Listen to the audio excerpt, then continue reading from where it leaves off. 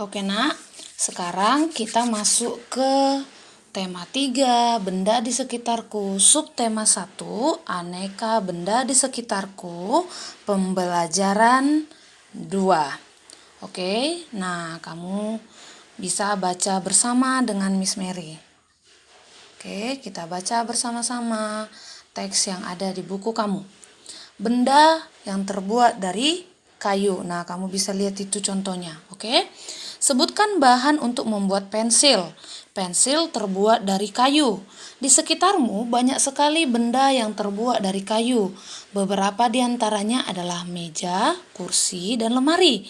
Kayu juga digunakan untuk membuat benda kerajinan, misalnya patung dan figura.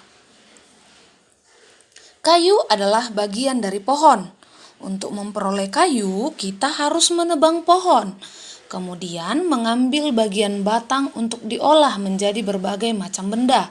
Perubahan dari batang kayu menjadi benda-benda tersebut melalui proses yang berbeda-beda. Nah, apa prosesnya? Coba.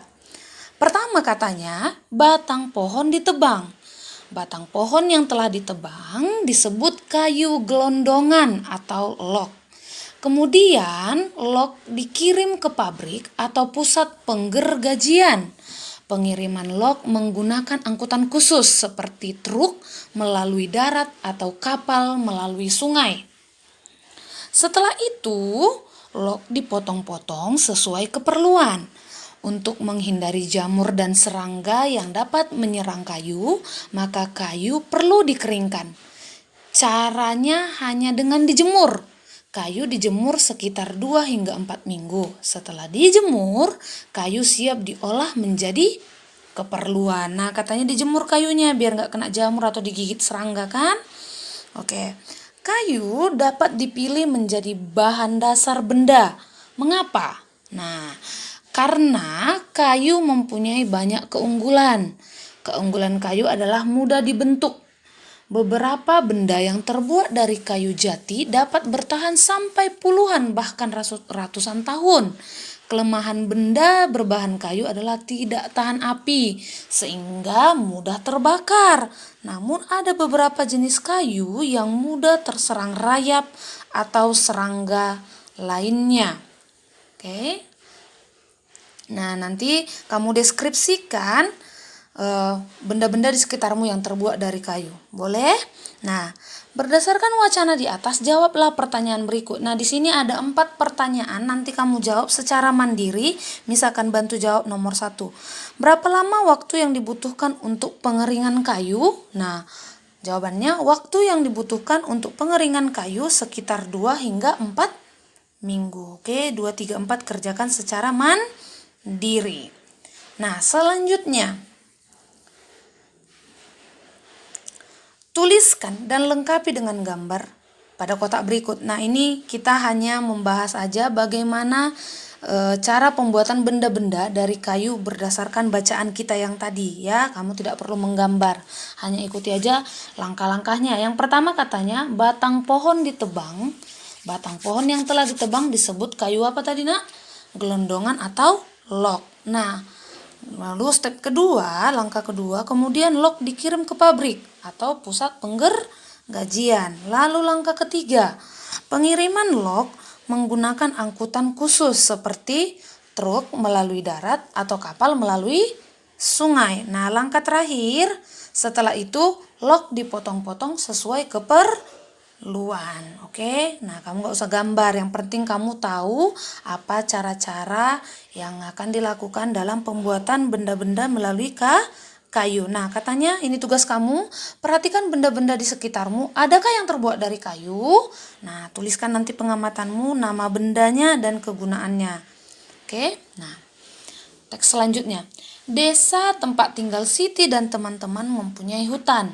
Di dalam hutan tersebut terdapat beraneka jenis pohon. Fungsi hutan antara lain untuk menyerap air hujan. Hutan menyimpan air hujan tersebut dalam jumlah yang banyak. Namun ketika hutan digunduli membuat aliran air terganggu. Hal ini menyebabkan air menggenang. Akhirnya terjadi banjir yang mengalir ke permukiman penduduk.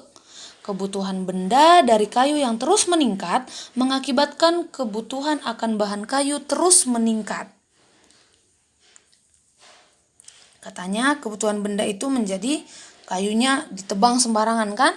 Setiap tahun banyak pohon yang ditebang untuk mendapatkan kayu. Terkadang ada sekelompok orang yang menebang pohon tanpa izin. Kegiatan ini disebut penebangan liar.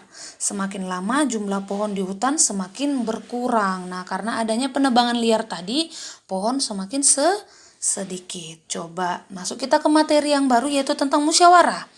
Musyawarah bertujuan membahas bersama suatu masalah dengan tujuan mencapai keputusan bersama atau mufakat. Nah, mufakat untuk menyelesaikan masalah itu. Nah, coba kamu bantu jawab nomor 1, 2, dan 3 seperti contoh yang akan Miss buat. Nomor 1, di desa Siti banyak penebangan liar. Bagaimana cara mengatasinya?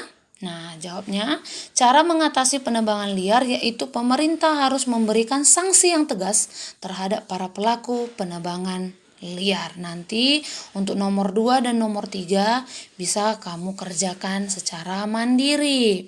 Nah, tadi kita berbicara tentang musyawarah. Miss, musyawarah itu apa? Nah, coba kita baca yang di tabel ini.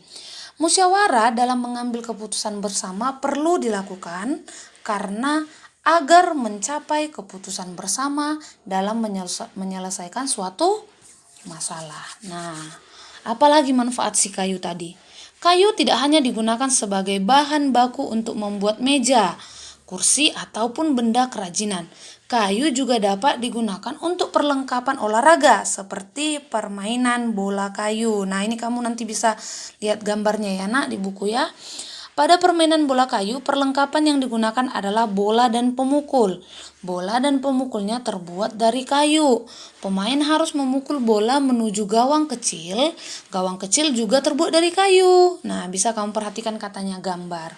Oke, itulah manfaat-manfaat kayu. Nah, demikian pembelajaran kita di pembelajaran 2 hari ini. Kamu tetap semangat dalam belajar, tonton YouTube-nya dan kerjakan tugasnya secara mandiri.